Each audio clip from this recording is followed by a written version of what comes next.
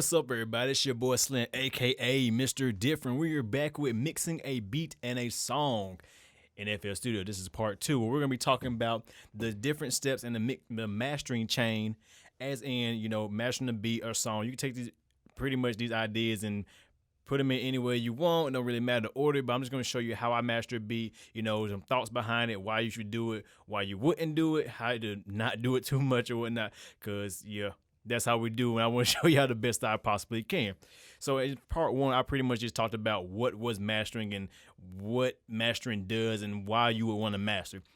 Today, we're going to start off with mixed bus compression, or mixed glue, however you want to call it. But basically what that is, I'm going to explain to you a little bit of it. Basically what it is, that's going to make the sound, the beat, just one cohesive sound, pretty much kind of bring it closer together, make it tight. That's why they call it mixed glue or mixed bus compression. Now, why would you want to do it, and why do people do it? Well, back in the days of consoles, a lot of like producers and big consoles and stuff that they used, they had a master 2-bus channel. You have all your faders. Pretty much, let's give you a visual example.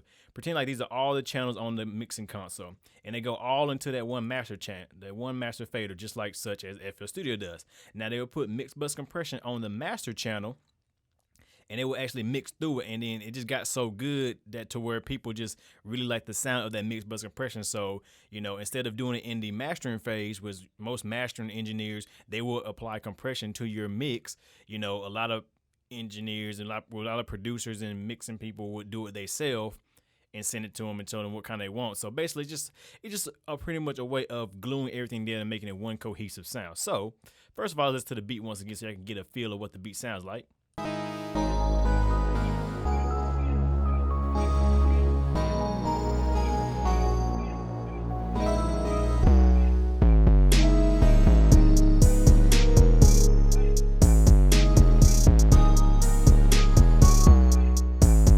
As you see, that it's a very nicely mixed beat, has lots of dynamics. It's got some good dynamic range.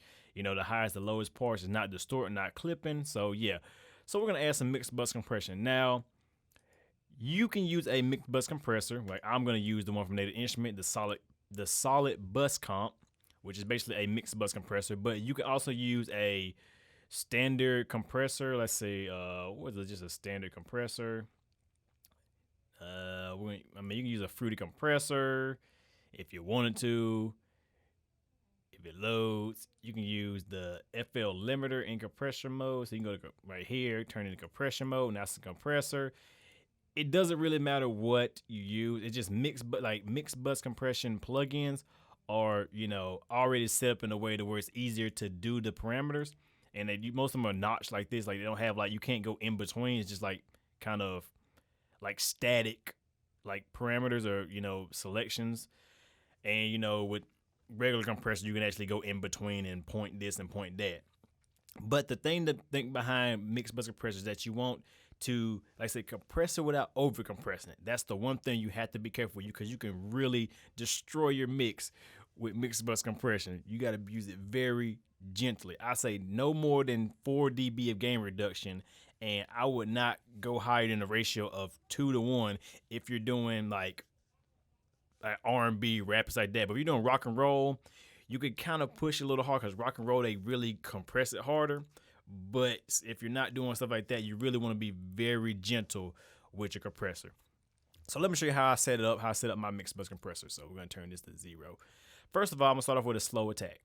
That's the main thing. You want the attack to you don't want just to squash down every time a hit happens. You want to kind of just gently kind of compress, because I said we're getting a gentle compression.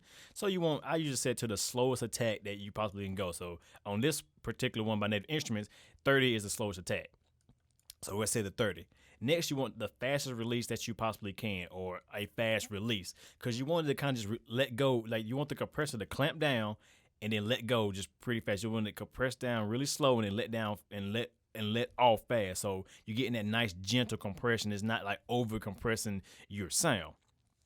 Next, the ratio. Now, this is really where it comes down to taste. 1-to-5 or 2-to-1 is usually a safe spot.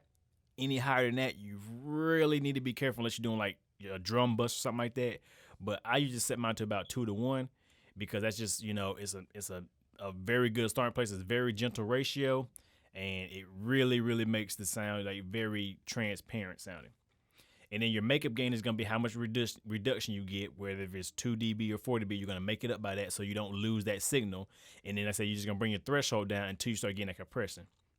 So let me show you how to do it. Now, one thing to remember about setting your bus compressor, you want to start off at the loudest part of your beat. So I'm going to start right here with all the 808s and stuff going on. And I watch me dial down this compressor until I start getting some compression. And then you'll see I'm going to A-B so you can really see what mixed bus compression is actually doing. So let's start right here and let's get into it.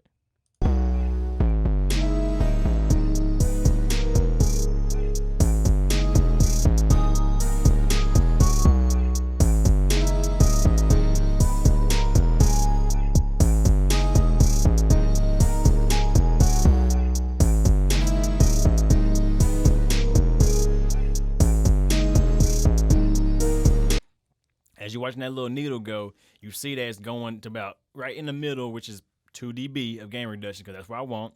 So like I said, I'm going to make up 2 dB. So let's go to 2 dB of makeup gain.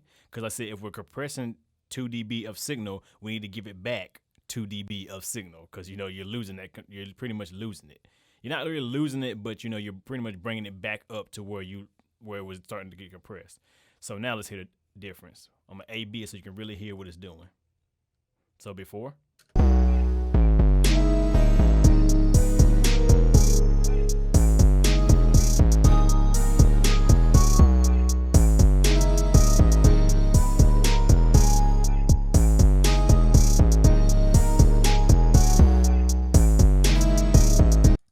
Now, as you saw, if you listen really carefully, you can actually hear where like it just kind of uplifts everything, kind of lifts everything up a little bit, and just makes it more of a tighter mix. So that's what mixed bus compression. That's what mixed bus compression really is. It's just taking your sound and squeezing it together to make it sound like one tighter mix. And like I said, I'm not overdoing it, because like I said, overdoing this stage right here can really destroy your mix. You gotta be careful. So I'm gonna overdo it a little bit so you can really hear what mixed bus compression is doing overdone. So let's give it about 4 dB of gain reduction.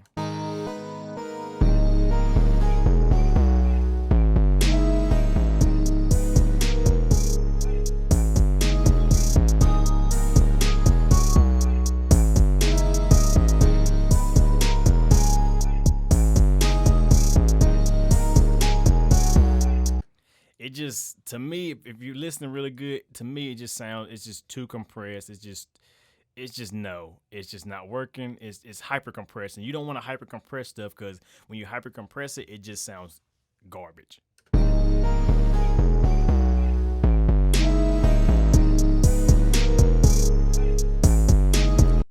And if you have some parallel compression on your plug-in, whether it be a wet dry knob, you can kind of add some of the dry signal back into it. That way your compressor is less noticeable. If you do higher levels of gain reduction, like you go 4 or more, you can kind of bring some of that dry signal in and kind of balance it out, like so.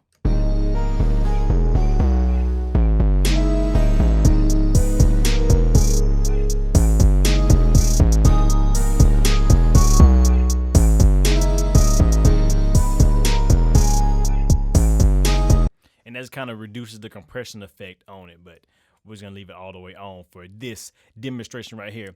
But that's pretty much it, and that's what, you know, using mixed bus compression is. If you want to do the same effect, like I said, with a different type of compressor, remember, I'll show you how to set up real quick. So if you don't own a mixed bus compressor, remember, you want a slow attack.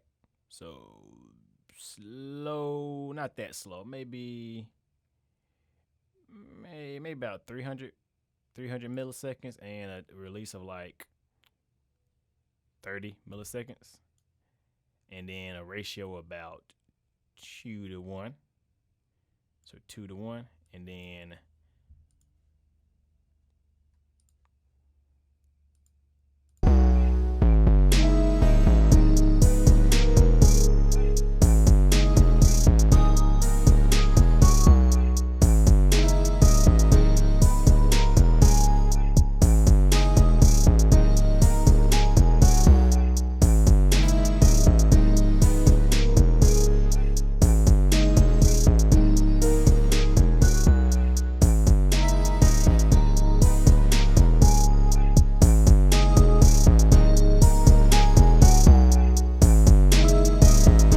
And there you go. You can do it that way with any regular compressor. So you don't need a bus compressor to do mixed bus compression when you're mastering, or even if when you're mixing, if you want to add a little bus compression, exact same thing. Slow attack, fast release, 2-to-1 ratio. Bring your threshold down till you get about 1 to 2 dB of gain reduction, and then give it back 1 to 2 dB of gain, depending on how much you reduce it, and boom. So remember that you can do these techniques with any stock plugin, or like I said, you got specialty plugins like I do, then you can do that. So I hope you enjoyed this video. That's a little bit about mixed bus compression. Let's say in the next video, we'll probably go into EQing it and show you some EQ techniques, because that's something, to sweeten up your mix and make it, a little bit more pleasing to the ear and fix some problem areas and really enhancing the mix, because that's what, mastering really is. So, hope you enjoyed this video. Please thumb it up. Any questions, please ask in the comments below, and I will get to you as fast as possible. And also, I hope y'all enjoyed this video, and y'all know who I am. I'm your boy Slim, aka Mr. Different, Mr. Not Motivated by the Money, but the like, comment, subscribe, and views. So please keep on coming, and I will continue making these videos. So I hope y'all have a good day, and keep making hits. Have a good one.